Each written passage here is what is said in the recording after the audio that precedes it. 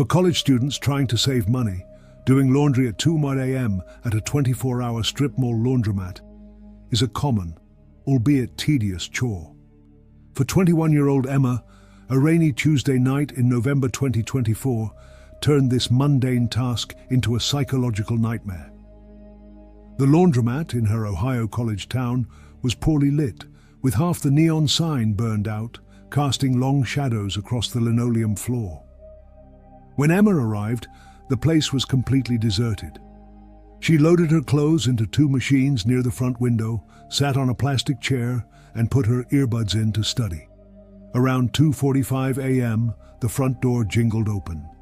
A man walked in. He was in his late 40s, wearing a soaked dark green trench coat. The strange part wasn't his appearance, but what he was carrying. He didn't have a laundry basket. He was dragging a heavy black industrial trash bag that seemed to take significant effort to move. Emma lowered the volume on her music, her instincts immediately putting her on high alert.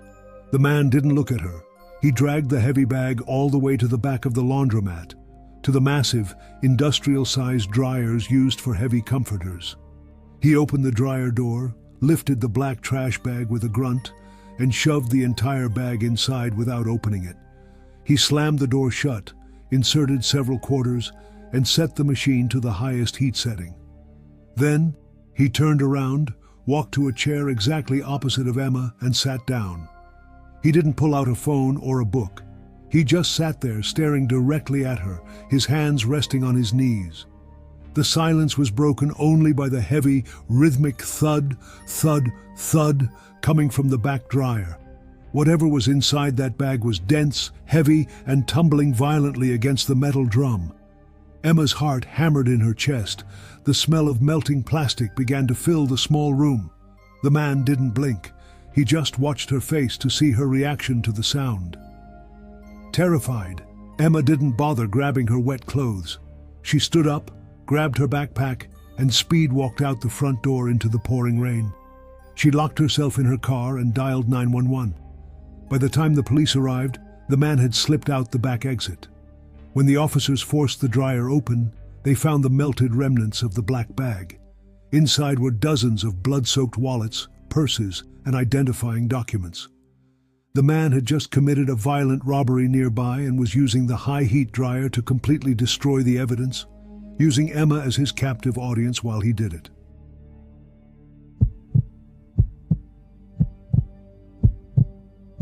Automated, touchless car washes are designed for convenience, but once you pull inside and the heavy doors close, you are essentially trapped in a steel and concrete tunnel until the cycle finishes. Tyler, a 28-year-old bartender, was driving home from a long shift at 3:30 a.m. His car was covered in mud from a recent camping trip, so he pulled into a standalone 24-hour automated car wash on the edge of town. He swiped his card, the green arrow lit up, and he drove his sedan into the dark, damp bay. The heavy rolling door lowered behind him, sealing him in.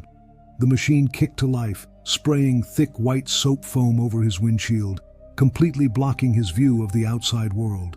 Suddenly, midway through the soap cycle, the heavy machinery groaned and stopped completely. The high-pressure nozzles died.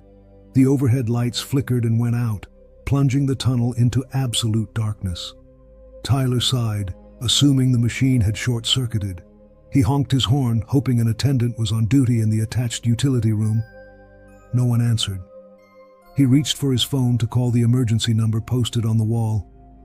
But as his eyes adjusted to the darkness, the faint glow of his dashboard illuminated something moving outside his driver's side window. Someone was standing right next to his car. Tyler wiped the condensation off the inside of his window. Standing inches away from the glass was a person wearing a heavy yellow rubber rain slicker and a welding mask.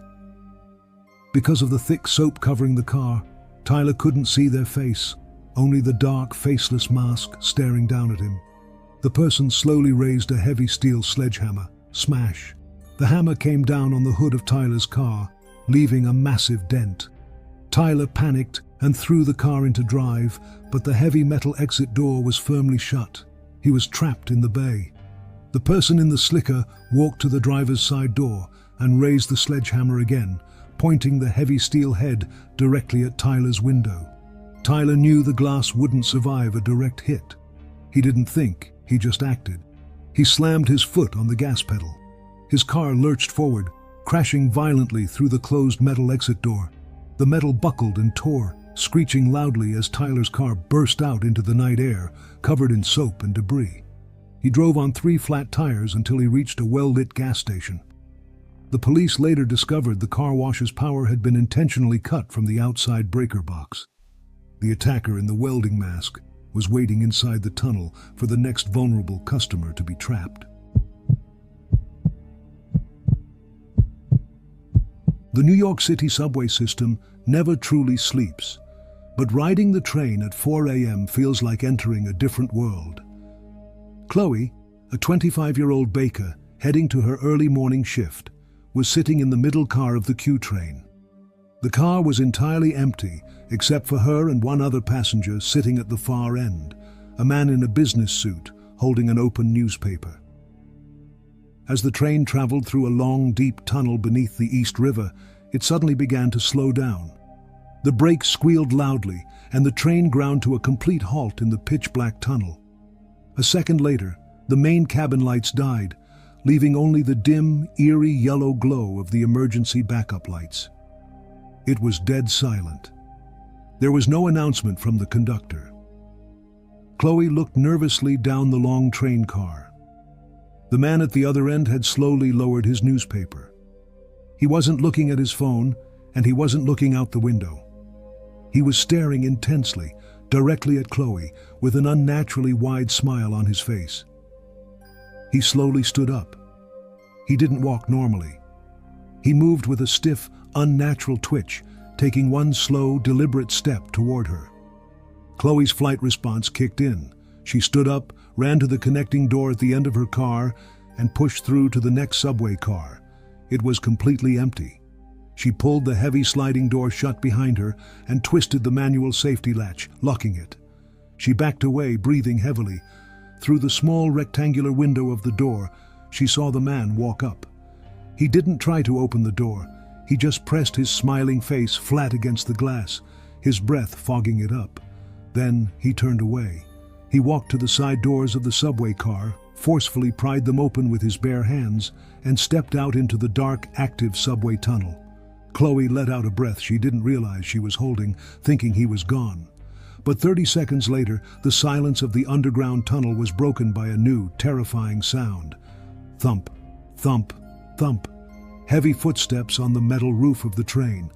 The footsteps walked slowly down the length of the train car, directly above Chloe's head, and stopped exactly where she was standing. She looked up at the ceiling. Suddenly, a violent pounding started from the outside, denting the metal roof directly above her. The man wasn't just walking away, he was hunting her from the outside of the train. Before he could breach the roof, the power suddenly kicked back on, and the train jolted forward. By the time it reached the next station, the man was gone, leaving only large dents in the heavy steel roof above Chloe's seat.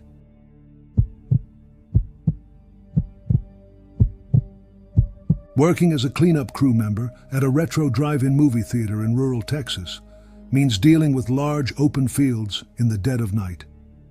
Derek, a 19-year-old student, usually enjoyed the job. He would drive a small golf cart across the massive gravel lot, picking up popcorn boxes and soda cups after the last movie finished at 1:30 a.m. One night in early 2025, the theater was showing a double feature. By 2 a.m., all the cars had supposedly left. The massive movie screen was a blank, glowing white rectangle against the dark forest backdrop. As Derek drove his cart to the very back row, Row Z, which bordered the dense tree line, he noticed a vehicle that hadn't left. It was an old, rusted white utility van. It was parked strangely. Instead of facing the movie screen, the van was backed into the spot, with its rear doors facing the concession stand and the ticket booth. Derek drove up, assuming someone had fallen asleep. The van's windows were heavily tinted, impossible to see through. "Hey folks, theater's closed!" he yelled over the sound of his cart's engine. No response.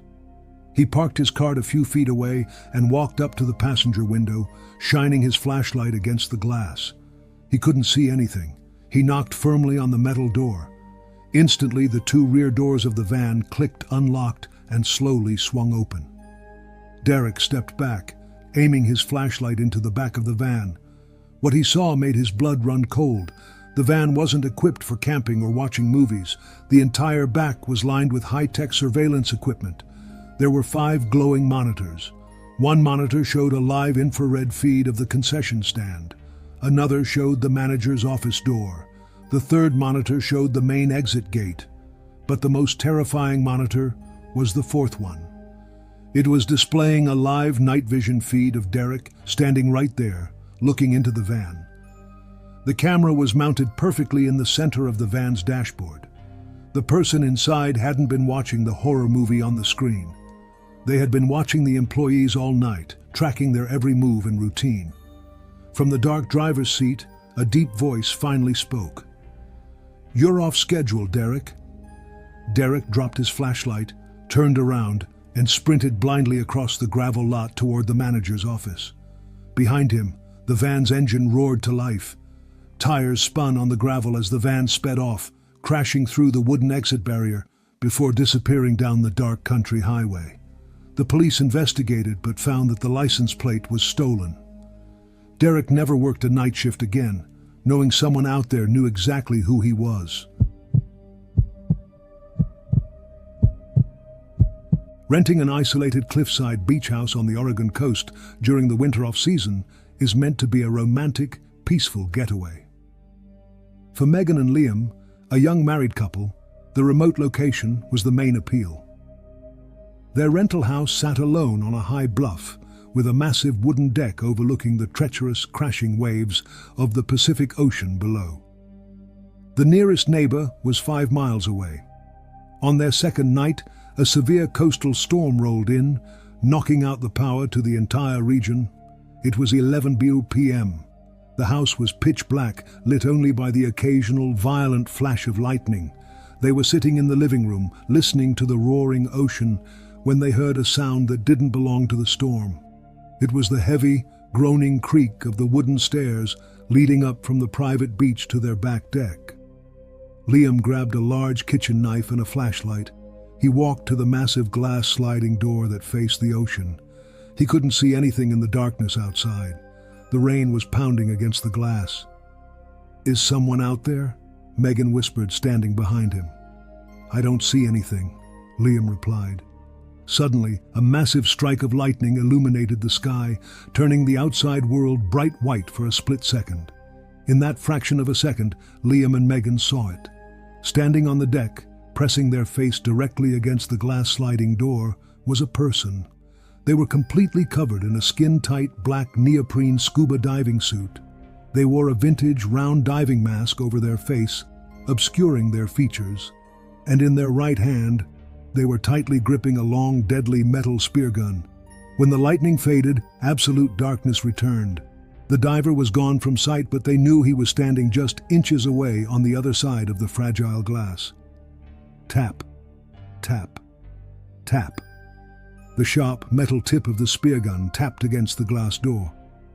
Liam grabbed Megan's hand, and they ran down the hall, locking themselves inside the windowless master bathroom.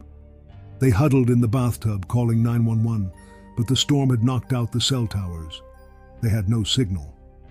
A moment later, the sound of shattering glass echoed through the house. The heavy, wet, squeaking footsteps of the neoprene suit walked slowly across the hardwood floor of the living room. The intruder walked down the hallway, stopping right outside the bathroom door. They stood there, breathing heavily through their scuba gear for what felt like hours.